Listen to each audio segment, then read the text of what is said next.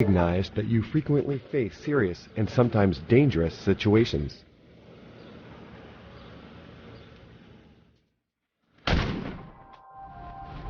Over the years, firearms have traditionally been one of the most common causes of officer deaths.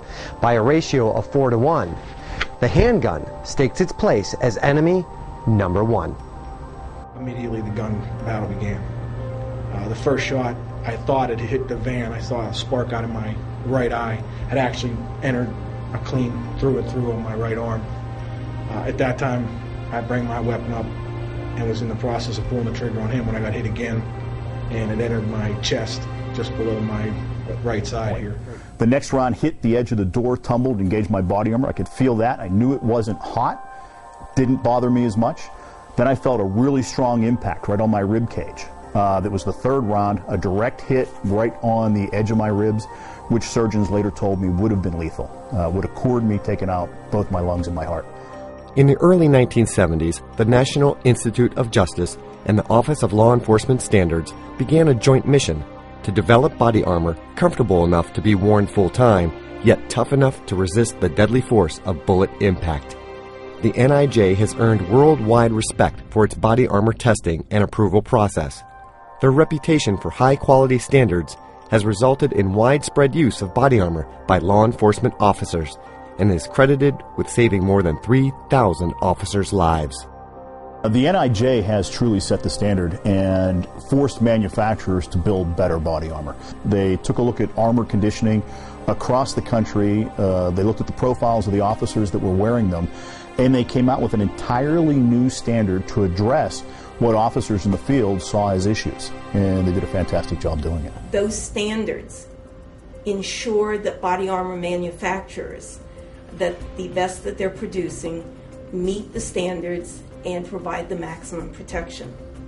Well, I'm confident because I know there's been a testing procedure. I'm confident because I know the labs have taken samples and they've actually done tests that the bullets don't penetrate at a certain caliber level, and they list those caliber levels on the standards.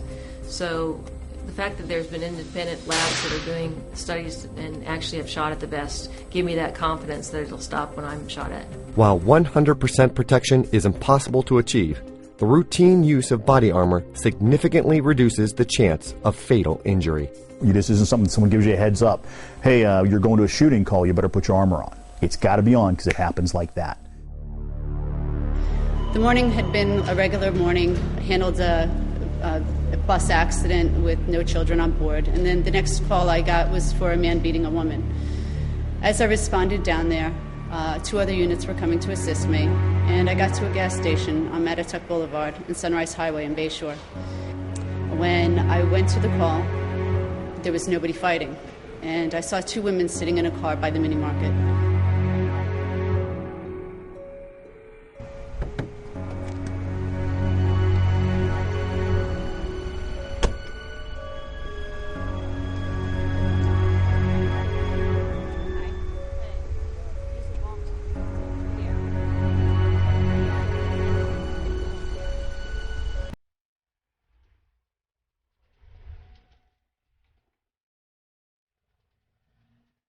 I went to approach them, and a man came around a corner.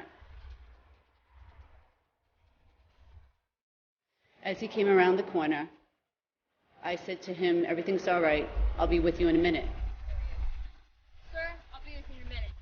He cups his hand up to his ear, and he acted as if he couldn't hear me. Sir, I'll be with you in a minute. What? Sir, I said I'd be with you in a minute. By that time, he closed the space between me and him. What? Stop it! Leave her alone! Get off of her! He kept beating on me, and he actually started pulling on my gun. I realized that if my gun came out of its holster, that I was in a fight for my life. Leave her alone! Stop it! Leave her alone! My keepers on my belt gave, and the gun was now in my stomach. I tried to retain the weapon, and with that, the holster gave. He stood over me. He said to me, "I'm going to kill you," and he pulled the trigger.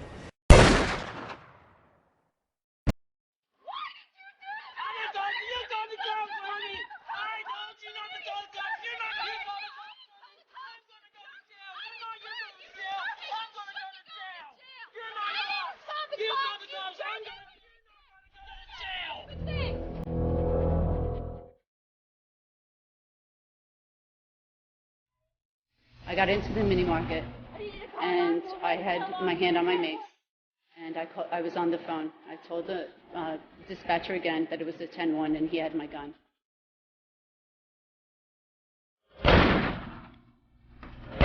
I went behind the counter, I was told, and I covered over the woman. I remember thinking to myself, kill me first. If anybody's going to die today, it's going to be from my weapon. I need to be the first. There was a barrage of gunfire, and then it went silent.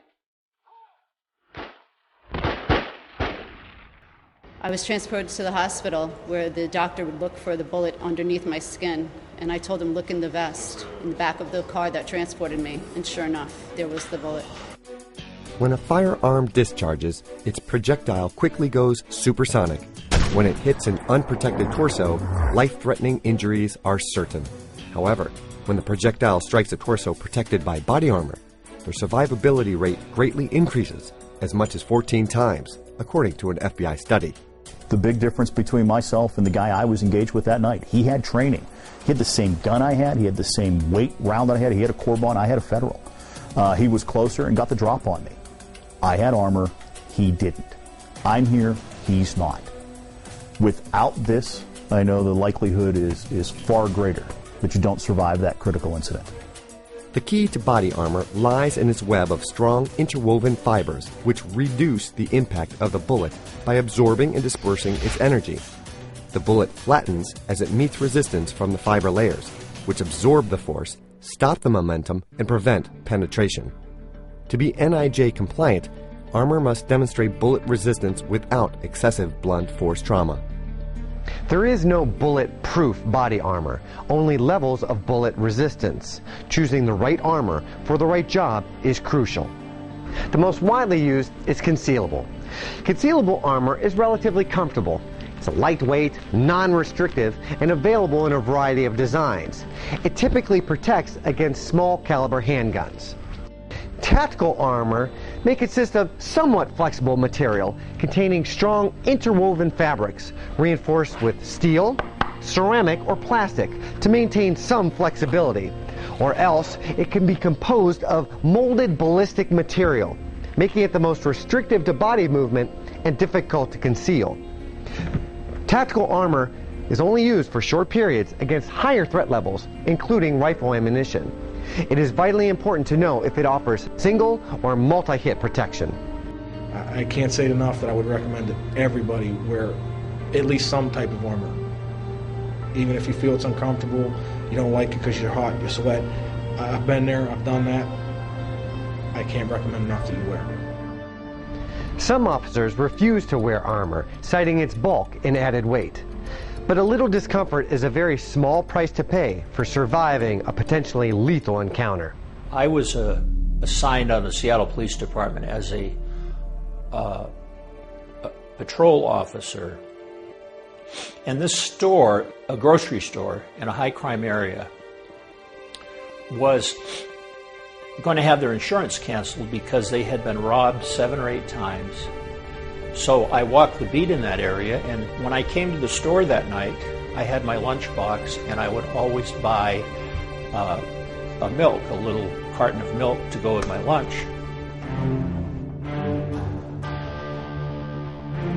And I was standing in the checkout line waiting to buy my milk. The box boy, Mike Allen, had said, "Ray, we're being stuck up." So I looked up and I saw this ski mask robber, wore a ski mask, had a gun pointed out to the teller, to the cashier.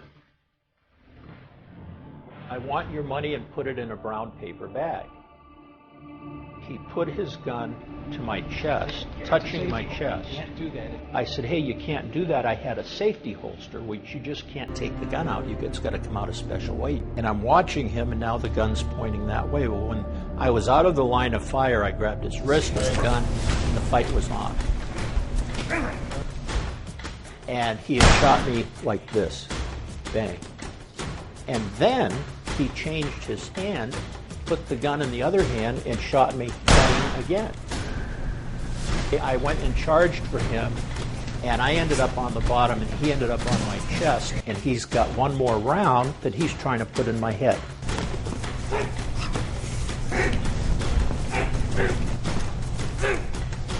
I'm losing the battle here, and I decide to move my head. So I move my head, and it shoots me one last time.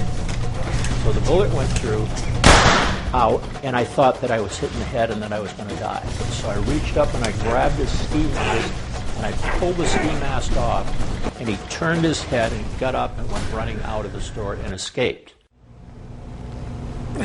So when I went into the hospital, they put me in the hallway, and all of the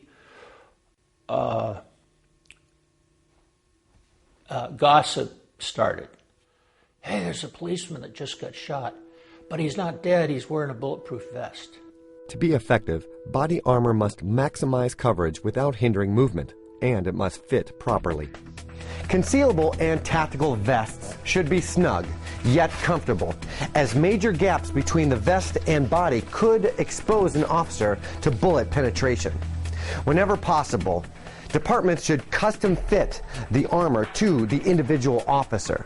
Trained personnel from manufacturers can assist with proper fitting for optimal protection. The body armor that I currently have and that was originally issued to me was custom fitted. I was measured and I was fitted for the body armor. It's a completion of my uniform.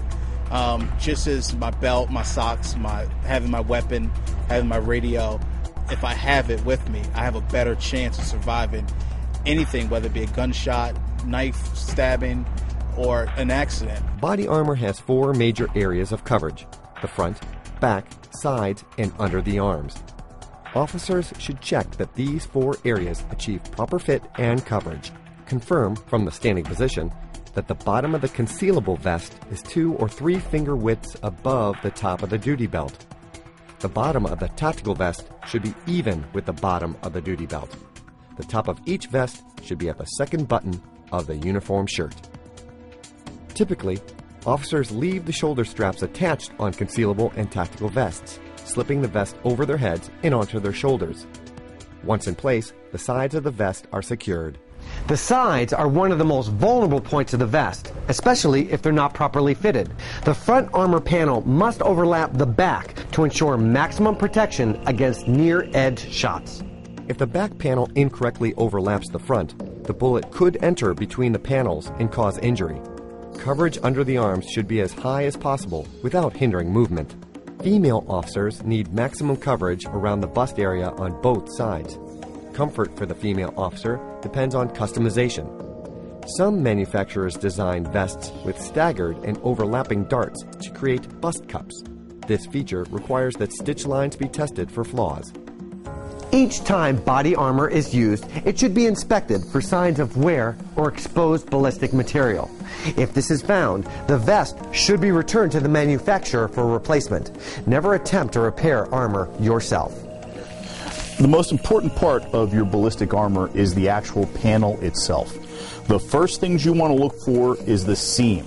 Inspect the entire seam area to make sure you haven't worked through it, it hasn't worn against your equipment, your duty belt, and created a gap or a tear that would allow moisture or other contaminants into the actual ballistic material. This cover is designed to stay sealed for the 5-year life cycle.